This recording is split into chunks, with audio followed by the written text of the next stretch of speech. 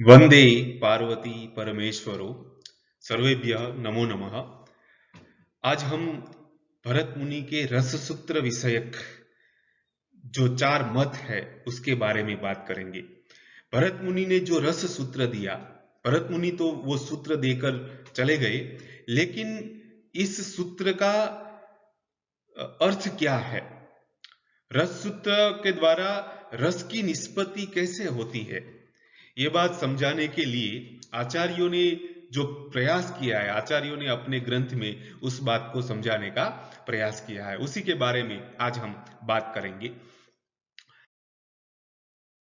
तो भरत मुनि का जो रस सूत्र है वो है विभाव अनुभाव व्यभिचारी संयोगाद रस निष्पत्ति ही, अर्थात विभाव अनुभाव और व्यभिचारी भावों के संयोग से रस निष्पत्ति होती है। ये जो सूत्र भरत मुनि ने दिया है, इस सूत्र में संयोग और निष्पत्ति ये दो शब्द सबसे महत्वपूर्ण है, और आचार्यों ने इन दोनों शब्दों का भिन्न भिन्न अर्थघटन करके रस सूत्र को समझाने का प्रयास किया है। ये चार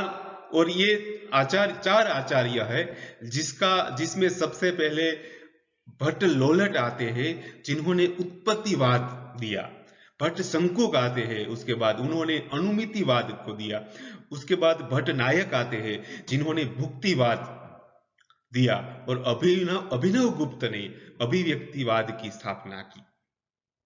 वैसे तो अभिनव गुप्त का अभिनव भारती नाम का जो ग्रंथ है वही उपलब्ध है। उपरोक्त जो 3 आचार्य है उनका कोई ग्रंथ आज हमारे पास उपलब्ध नहीं, लेकिन अभिनव गुप्त ने अभिनव भारती में पूर्वोक्त तीनों आचार्यों के मत को देकर उनकी वहां जो भी कमी है उस कमी को सुधार करके बाद में अपना अभिव्यक्तिवाद देकर रस निष्पत्ति की प्रोसेस को समझाने का प्रयास किया है। तो हम आज उन चारों मत के बारे में बात करेंगे। सबसे पहले है उत्पत्तिवाद। भट्ट लोलट ने इस मत को दिया।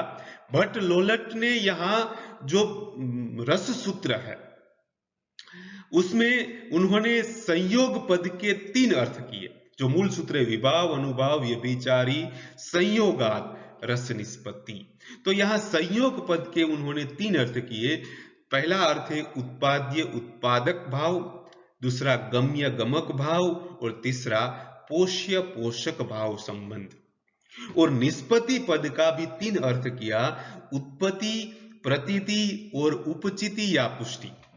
अब हम इसके आधार पर रस सूत्र को समझेंगे।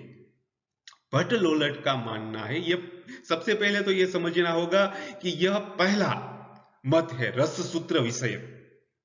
भरत मुनि ने जो सूत्र दिया उस सूत्र का अर्थघटन, उस सूत्र पर सबसे पहला जो विवेचन है भट्ट लोलट ने किया, इसलिए प्राथमिक स्तर का विवेचन है। भट्ट लोलट ने यहां कहा कि सूत्र में जो विभाव शब्द है, तो हमने पहले अपने एक वीडियो में ये बात स्पष्ट की है कि विभाव अनुभाव और व्यभिचारी भाव का सहृदय के स्थायी भाव के साथ संयोग होने से रस निष्पत्ति होती है। तो जो विभाव है, मतलब जो पात्र है, उस पात्र के विभाव का स्थायी भाव के साथ उत्पाद्य उत्पादक भाव संबंध है। इसलिए सबसे पहले विभाव से रस की उत्पत्ति होती है। विभाव के स्थायी भाव के साथ उत्पाद्य उत्पादक भाव संबंध से रस की उत्पत्ति होती है सहृदय में।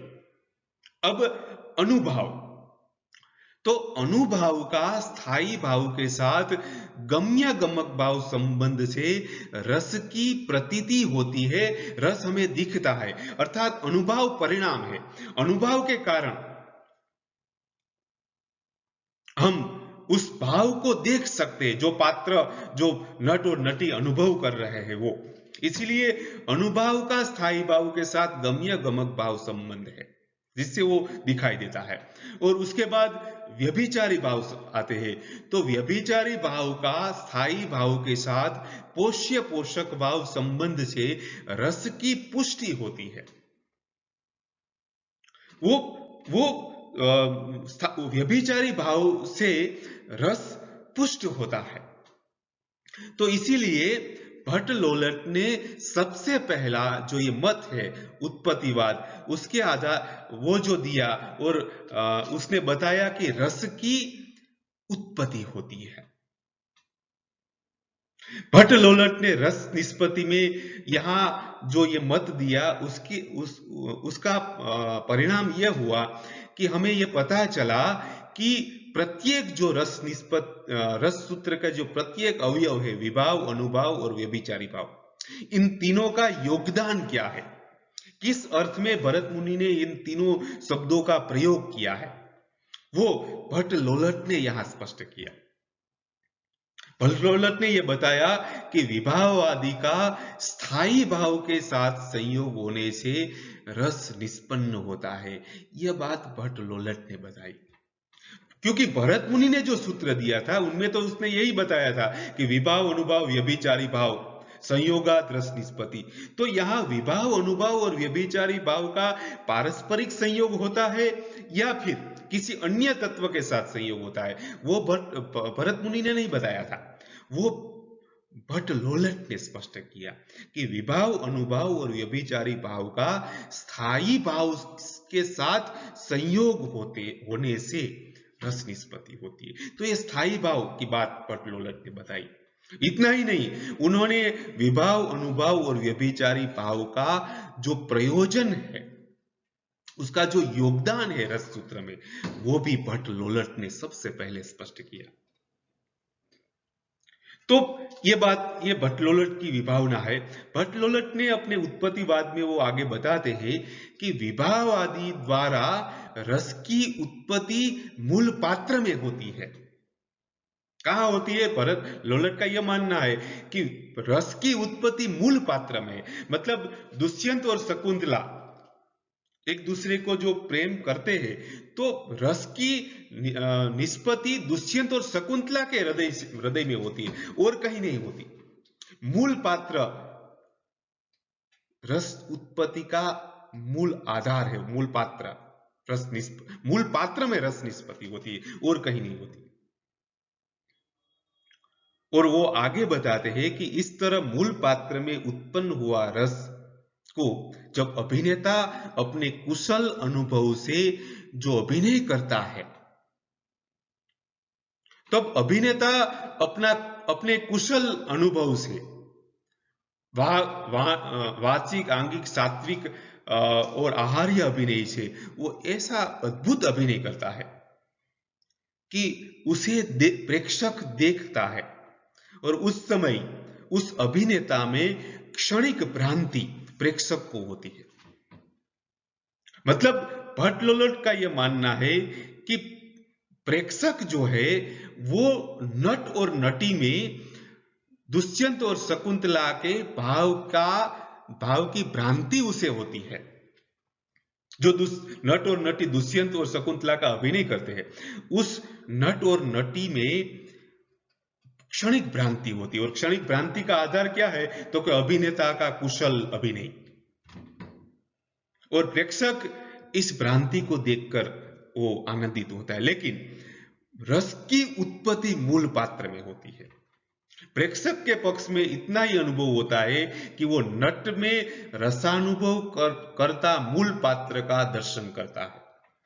वो मूल पात्र का दर्शन नट में करता है, लेकिन रस की निष्पत्ति मूल पात्र में होती है। यह भट्ट लोलट का उत्पत्तिवाद है। तो भट्ट लोलट का यह मत की विशिष्टता यह है कि भट्ट लोलट ने विभावादि को स्पष्ट किया। रस सूत्र में स्थायी भाव, विभावादि का स्थायी भाव के साथ संयोग होता है, वो भट्ट लोलट ने प्रारंभिक रूप से स्पष्ट किया। और विभावादि का क्या योगदान है, वह भट्ट लोलट ने स्पष्ट किया। लेकिन भट्ट लोलट ने जो यहां बताया कि रस की उत्पत्ति मूल पात्र में होती है, वो उस मत की मर्यादा है। और इसके बाद जो दूसरा मत जो आता है, वो उसके बारे में हम बात करेंगे। तो दूसरा जो मत है वो है अनुमितिवाद।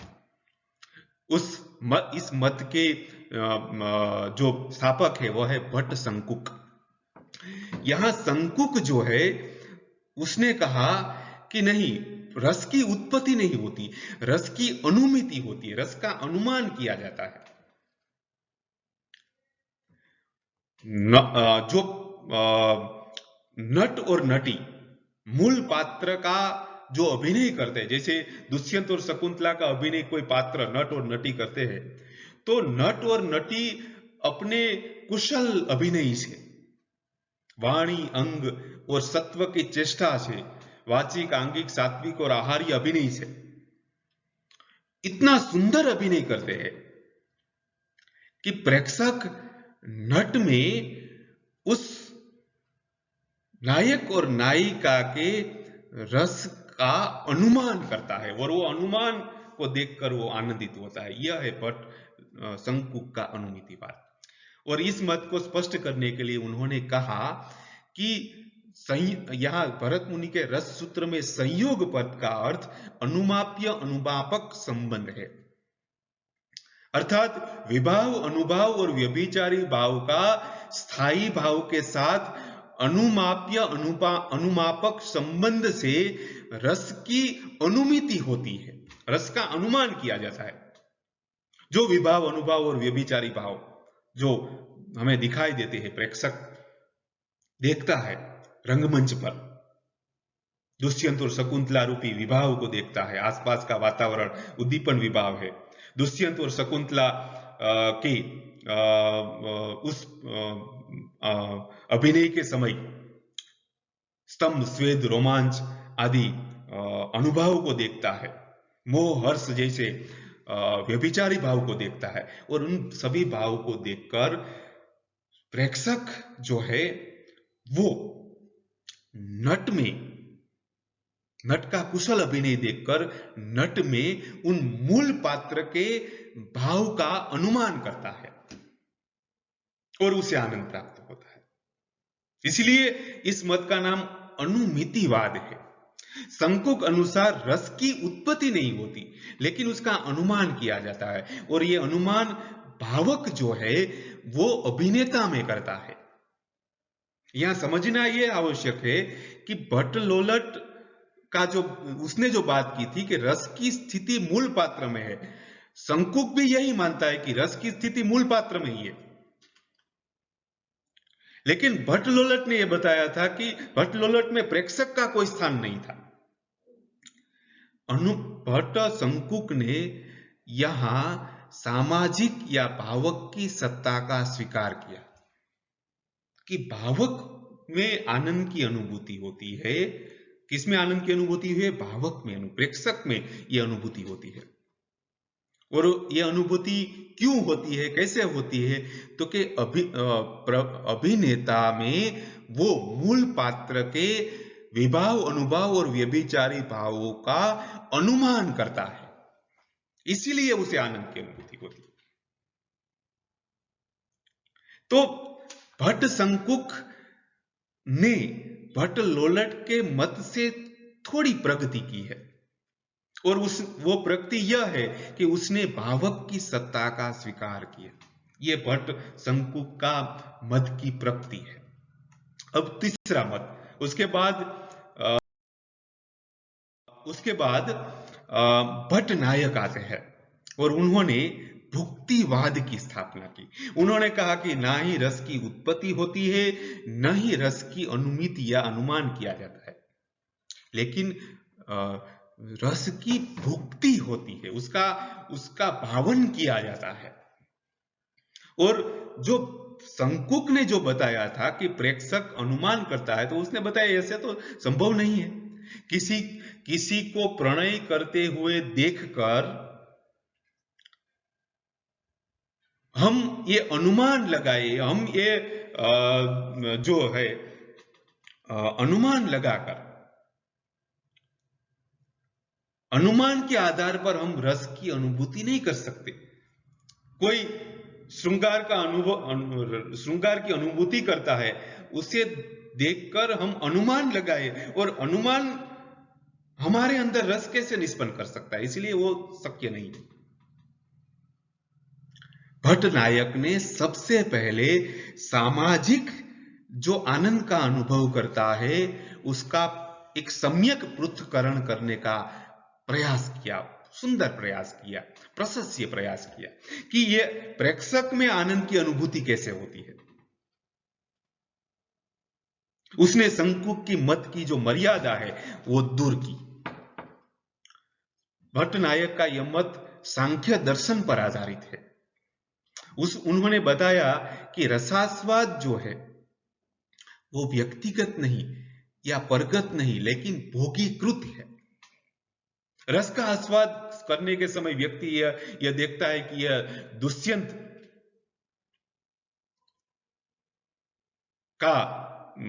का प्रेम है, दुष्यंत प्रेम कर रहा है। ऐसा यदि उसे व्यक्तिगत वो मानता है तो दुष्यंत के दुख से वो भी दुखी होता है, दुष्यंत से सुख से वो भी सुखी होता है। राम के दुख को देखकर हम भी दुखी होते हैं, लेकिन रसास्वाद में यह नहीं होता। वहां तो सभी जगह आनंद ही आनंद है। इसलिए रसास्वाद व्यक्तिगत नहीं, रसास्वाद परगत भी नहीं है, क्योंकि यदि यह परगत है तो दूसरों के दुख को देखकर हमें दुखी होने की क्यों आवश्यकता है। यह मानने से प्रेक्षक कभी भी दूसरों के भाव से कभी प्रभावित नहीं होता। लेकिन रसास्वाद व्यक्तिगत और परगत नहीं लेकिन भोगीकृत है, उसका भोग किया जाता है। भट्ट नायक के अनुसार संयोग पद का अर्थ भोज्य भोजक भाव संबंध है। उसने बताया कि विभाव, अनुभाव और व्यभिचारी भाव का स्थायी भाव के साथ भोज्य भोजक भाव संबंध से रस की निष्पत्ति होती है, ना ही उत्पत्ति ना ही अनुमिति, लेकिन रस की जो है वो भुक्ति होती है। विभाव, अनुभाव और व्यभिचारी भाव का स्थायी भाव के साथ भोज्य भोजक भाव संबंध से रस की भुक्ति होती है। और इस भुक्ति को बताने के लिए, इस व्यापार को बताने के लिए उन्होंने 3 व्यापार की कल्पना की, अभिधा, भावना व्यापार या भावकत्व और तीसरा भोगीकृति। उन्होंने बताया कि सबसे पहले प्रेक्षक जो है वो रंगमंच पर कवि द्वारा जो कृति की रचना की गई है, जो नाटक की रचना की गई है, उसकी अभिधा का बोध करता है, उसके वाच्यार्थ का बोध करता है। उस वाच्यार्थ जो है उसके वो अच्छी तरह से उस वाच्यार्थ को समझ लेता है। और ये वाच्यार्थ जो है काव्य का, जो अभिधा व्यापार है, वो लौकिक व्यापार से भिन्न है। लौकिक व्यापार में हम दूसरों को प्रेम करता हुआ देखते हैं, तो उससे हम नाटक में जैसे प्रभावित होते हैं वैसे प्रभावित नहीं होते। ये उनका प्रेम है, ये मेरा प्रेम है, ये उनका प्रेम है, ऐसा हम डिवाइड करते हैं। ये उनका दुख है, ये मेरा दुख है। लेकिन नाटक में जो दुख होता है, जो प्रेम की बात होती है, वो अलौकिक होती है। हम उनके साथ एकरूप हो जाते हैं। तो ये वाच्यार्थ जो है वो सबसे पहले भावक वो उसका अनुभव करता है और वो ये वाच्यार्थ के द्वारा वो सही अर्थ को समझ लेता है। उसके बाद जो दूसरा जो व्यापार है उनके अंदर जो होता है वो है भावना व्यापार।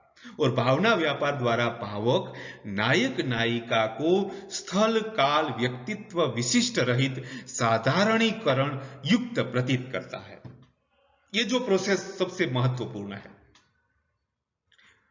वाच्यार्थ द्वारा जो बोध होता है उसके बाद नायक और नायिका जो रंगमंच पर अभिनय करते हैं, दुष्यंत और शकुंतला, तो उस दुष्यंत और शकुंतला को जो प्रेक्षक है वो इस स्थल के हैं, उस काल के हैं।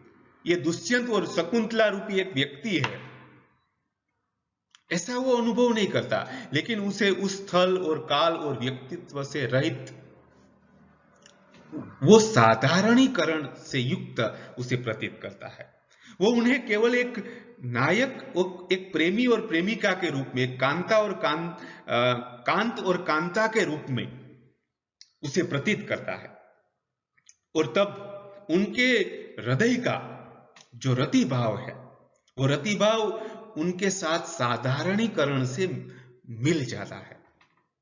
और ये जब प्रतीति होती है तब दुष्यंत उस काल का था, दुष्यंत उस स्थल का था, दुष्यंत एक ऐसा राजा था, एक ऐसा व्यक्ति था, ऐसा वो सब कुछ भूल जाता है, केवल उसे एक प्रेमी के रूप में वो देखता है। यह है साधारणीकरण का दूसरा स्टेप। और इस परिस्थिति में, ऐसी स्थिति में नायक नायिका के अनुभवों से व्यक्त जो रति भाव है वो सहृदय अपने हृदय में अनुभव करता है। तो देखो, अब ये ऐसे साधारणीकरण से जो नायक और नायिका का जो अनुभव है, जो वो अनुभूति करते हैं, उस अनुभूति को सहृदय अनुभूति करने लगता है। और इस ऐसी स्थिति में वो व्यक्तिनिष्ठ या परनिष्ठ नहीं रहता, लेकिन नायक और नायिका के साथ वो एकात्मकता का अनुभव करने लगता है, उस भाव को अनुभव करने लगता है। जो भाव नायक और नायिका अनुभव करते हैं, उस भाव को वो अनुभूति करता है। और इस ऐसी स्थिति में सहृदय खुद अपने आप को भूल जाता है। मैं कौन हूं, मैं कहां बैठा हूं, मैं कैसी स्थिति में हूं, मेरे आसपास कौन है, ये सब कुछ प्रेक्षक जो है वो भूल जाता है। और इतना ही नहीं, वो नायक और नायिका का जो मूल स्वरूप है, जैसे कि दुष्यंत और शकुंतला, उन मूल स्वरूप, उन व्यक्ति को, उनके स्थल को, उन सबको भूलकर उन्हें केवल कांत और कांता के रूप में प्रतीत करता है। ऐसी जो स्थिति है वह है भावना व्यापार। और ऐसी स्थिति, भावना व्यापार, साधारणीकरण से आती है। वो उनकी भावनाओं के साथ खुद की भावना को जोड़ देता है। यह है भावना व्यापार। और जब ये या इस लेवल पर जब प्रेक्षक पहुंच जाता है, तब सामाजिक जो है वो भावक के रजोगुण और तमोगुण जो है वो उनसे मुक्त हो जाता है और उनका चित्त निर्मल होकर उनमें सत्व गुण का उद्वेग होता है। ऐसी भावना व्यापार में जो भावक है, उनका जो वो केवल अपने सत्व में स्थित हो जाता है। वो अपनी मन की उन भावनाओं में मिल जाता है जो नट और नटी अनुभव करते हैं।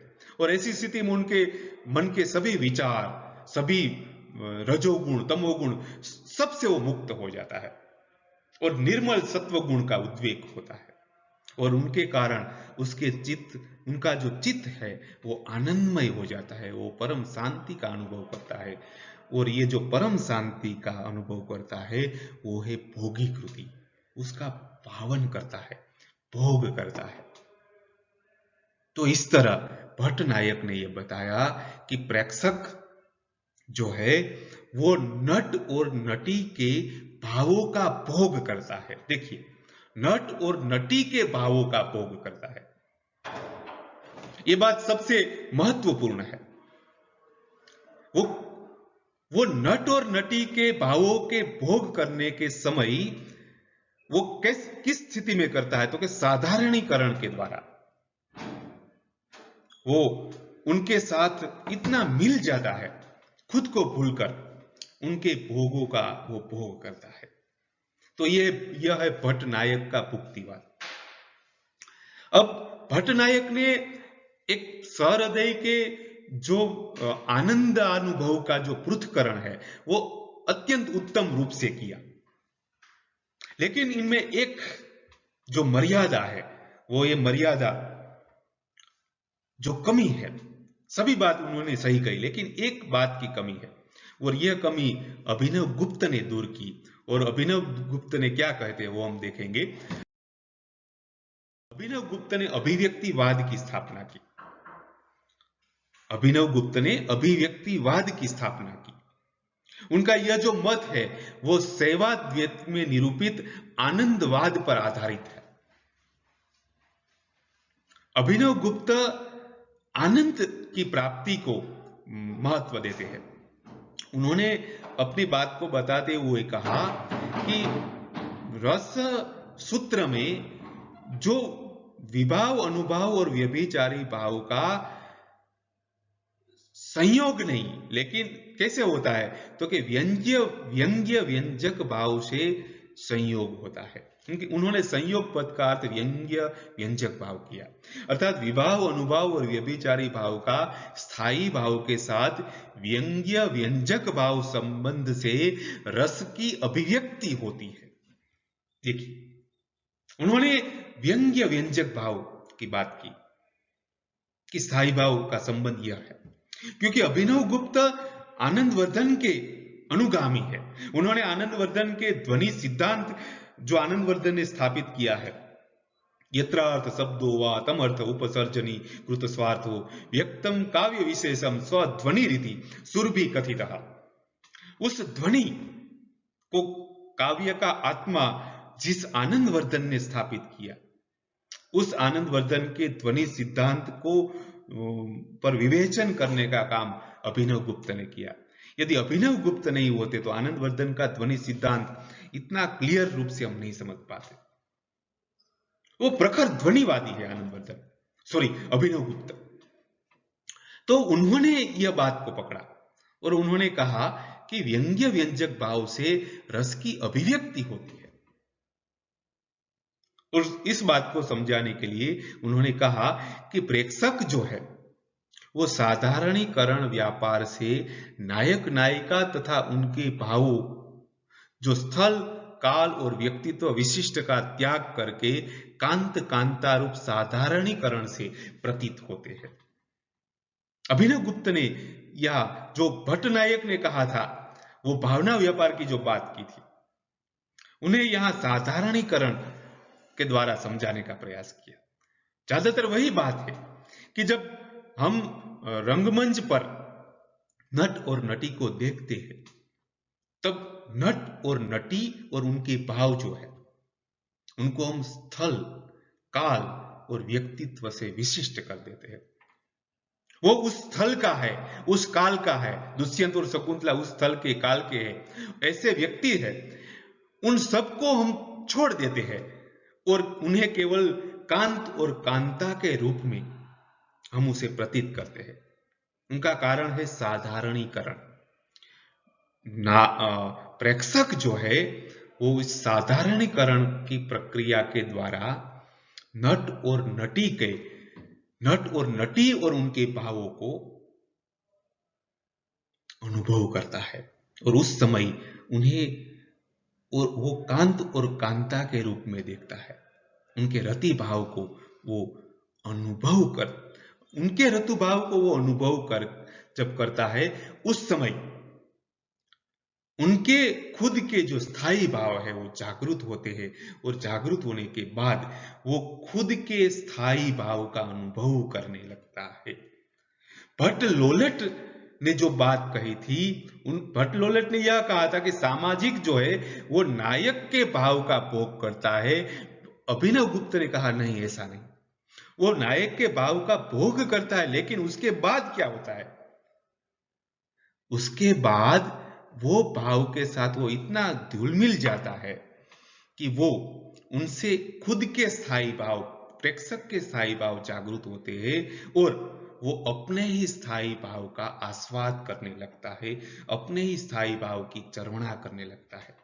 और वो आस्वाद, अपने ही स्थायी भाव का आस्वाद से उसे एक आनंद की अनुभूति होती है। जो आनंद उसे प्रत्यक्ष नहीं था वो प्रत्यक्ष होता है, उनका वो साक्षात्कार करता है और खुद के ही आनंद में वो तल्लीन हो जाता है।